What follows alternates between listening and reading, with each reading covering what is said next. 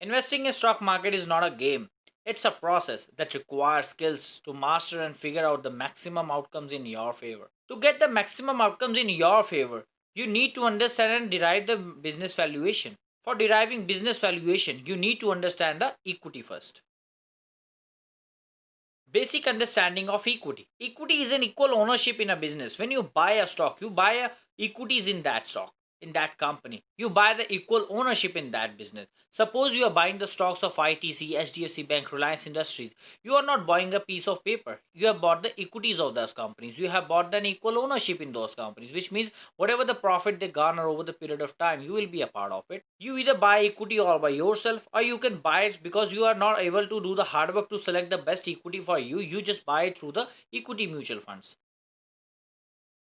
How valuation of any business is derived. Let's understand this with an example of how Mr. Amit has started his photocopying business in his college canteen and is currently earning 5 lakh rupees per annum. So what happens is that Mr. Amit decided to move to Canada. So he decided to sell his photocopy business. Now what happens is he invites all his colleagues and friends and relatives who might be interested in buying his photocopy business. He asks offers from them. So what happens is that Mr. Ravi offered him rupees 10 lakh, which is two times of his annual earning of 5 lakh rupees. And Mr. Sahil offered him rupees 15 lakh, which is three times of his earnings. And Mr. Karthik offered him 5 lakh, which is one time of his earning. So in these scenarios, what happens is if a buyer is interested, if there is an offer of rupees 15 lakh, which is three times of his earnings of per annual earnings of 5 lakh rupees, therefore the current business valuation is 15 lakh rupees as per which is derived from his earnings, which is three times of its earnings. So the business valuation of Mr. Amit's photocopy business is 15 lakh rupees. Understanding Sensex and its valuation. Sensex is an index of top 30 companies of that is listed on Indian stock exchanges, most mainly the Bombay Stock Exchange. The Sensex is basically derived where the top 30 companies listed on Bombay Stock Exchange based on its market cap is the average valuation is derived. So the latest value of Sensex is 35,171, where the earnings of the EPS is of all these top 30 companies is 1554.87. So the currently the times of earnings the Sensex is being traded is 22.62. So this means currently valuation of Sensex is 22.62 times of its earnings. Therefore, with the earnings of 1554.87, the valuation, the price is 35,171.27 as on 26 June. Source is bscindia.com.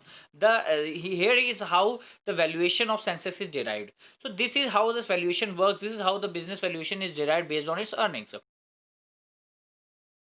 Now, what drives the equity growth? What is the single most factor that drives the growth in equity? If we are investing in equity, when we are expecting a growth in future, now what is the single component that derives the equity's growth? It's earnings. Yes, the more earnings, when there is increase in the profitability of the companies in which we are investing, we are buying a part of equity, the more growth will be there. So if there is a more growth in earnings, there will be more growth in the stock prices, because more the earnings, more will be the demand and more will be the offers. So the stock price will keep on increasing and the business valuation will keep on increasing. And if you are being an investor of those business valuation, your value, your net worth will also increase. So long term returns from equities is equal to the rate of earnings growth plus the dividends you receive. This is basically long term returns that you get in your hands as a being an equity investor. So that's all for today, that how the business valuations are derived from earnings. It will help you to understand the businesses that you are interested to invest in, or you will understand if you're investing through mutual funds, it will help you to derive the overall market valuations, so which will help you to allocate the adequate assets in your equity or debt portfolio. That's all for today. Thank you.